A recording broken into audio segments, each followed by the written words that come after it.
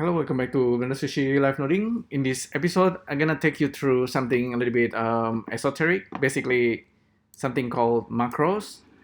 And this is something that you can kind of like a short script that you can save yourself. This is like a custom script you can save somewhere, and Sverchok, something that Sverchok can load inside the node editor. So it's gonna be kind of quite interesting. So if you look at the documentation here on Sverchok wiki, there's something called macros, and you can read through it. Basically, a macro is a bit of code that you wish to execute often, and we actually have a bunch of example. The one that I use really often is the grease pencil one. So if we have like a grease pencil stroke in the 3D scene, I often tap Control Space and then this symbol, and then you get to this GP for grease pencil, and this is gonna load these nodes. And that was actually a built-in macros. It comes with Sverchok, it's built in, and you can do something neat like this. There's a lot of other macros. If we hit Control Space again and then this symbol, so we have object viewer, there's a Zen of Sverchok. If we hit that, it's gonna take us to this Blender Python, and there's this little philosophy for Sverchok, very interesting. And if we hold Control Space and then, or we can also do it like Shift A or right click and then click here on the search, and we actually can get to this custom script.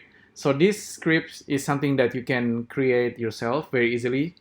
Even if you are like a beginner or Python coder, you can save some useful codes.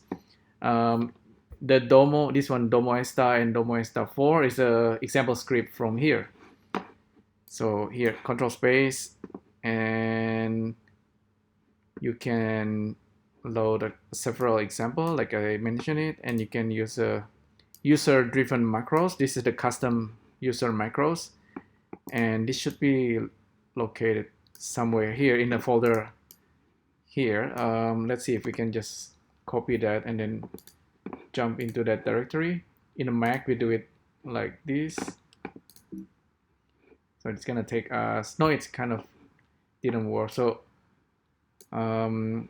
to find where you should place these macros, we need to just copy this script and then paste it into text editor. To whom should I send your message? And then you run the script, and then you're gonna have this this path. So copy that data path, and then you go to that folder, and there you go. This is the folder, and inside this Sverchok folder, you create a folder.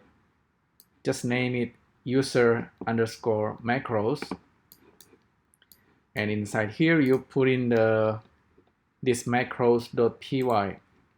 If we open macros.py, we can see a bunch of Python function scripts that you can customize.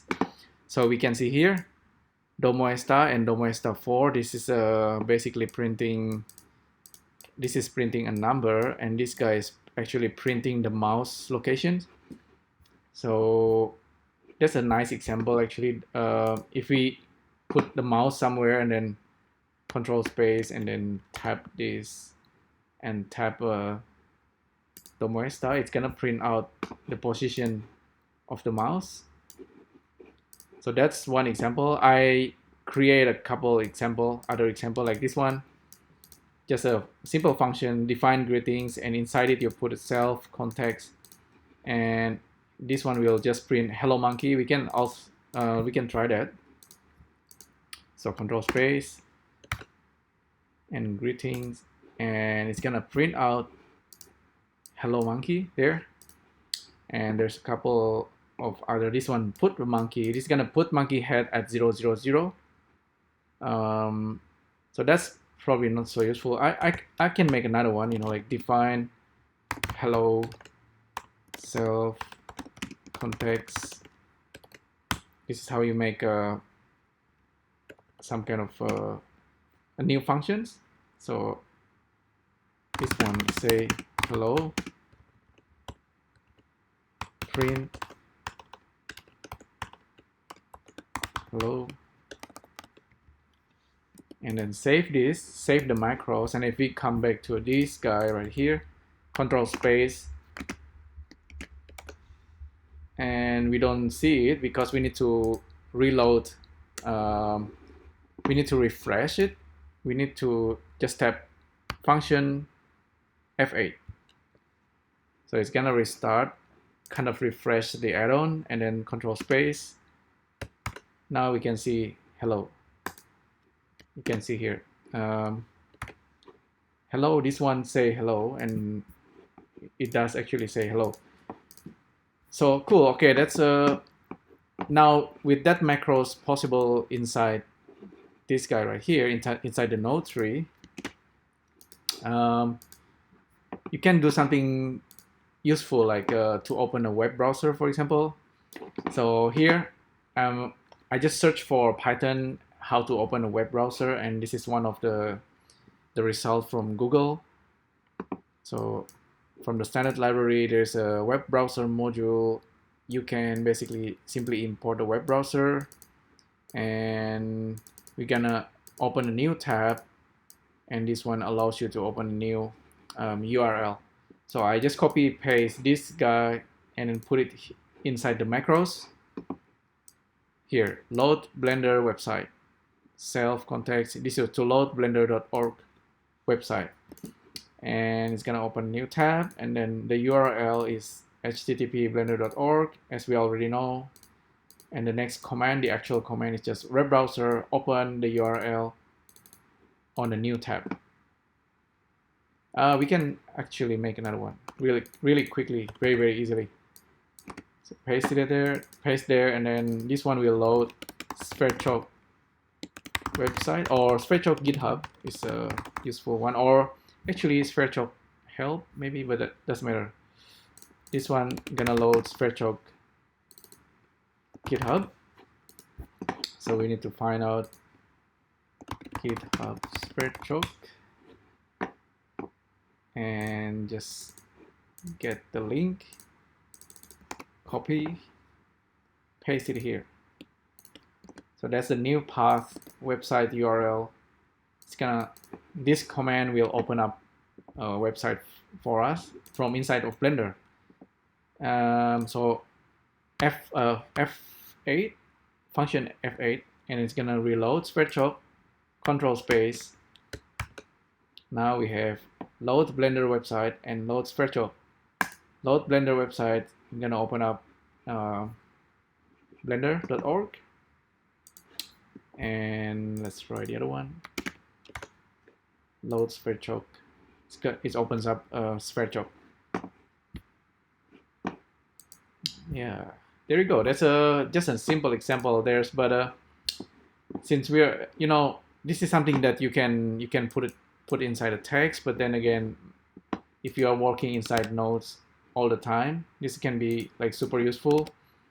Let's say you have like a monkey head like this selected in the 3D, and you want to bring in the monkey head really quickly. You can control space and then tap this guy and then use the object viewer, and then now we already have Suzanne being loaded in here, and we can add like a randomization,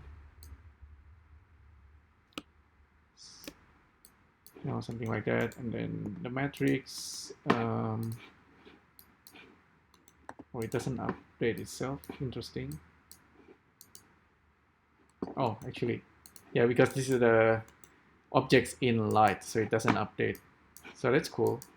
Anyhow, we have this. We can bake it, and we are done with it. You can do that very easily because of the macros. So again, the macro is very useful, I think, and this is just a very simple example to open up web browser, for example, but whatever macros you can create using Python script, and you can easily save it here and then create a function. So it's very interesting, and it's got a lot of potential. You can, for example, create a macros that maybe load like a random color, for example, random color palette, or create a Python code that can load something for you, like that you often load, or even generate like something like this, grease pencil. That's kind of very useful, like just to quickly load something, kind of like a library. But remember that I think in latest Sverchok you also have a way to save presets. So this is also quite new. I haven't looked at it, but it's there.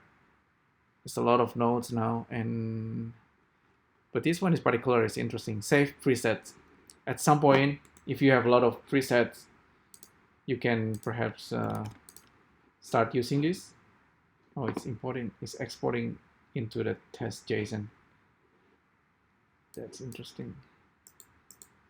So there's a lot, but the macros is particularly interesting because it's for simple functions like anything you can call, any function you can call using Python, you can simply load it by just typing control space and then this guy, enter. Okay, that's very cool. Hopefully you find this useful. Let me know, and thanks again for tuning in. Thank you. Bye.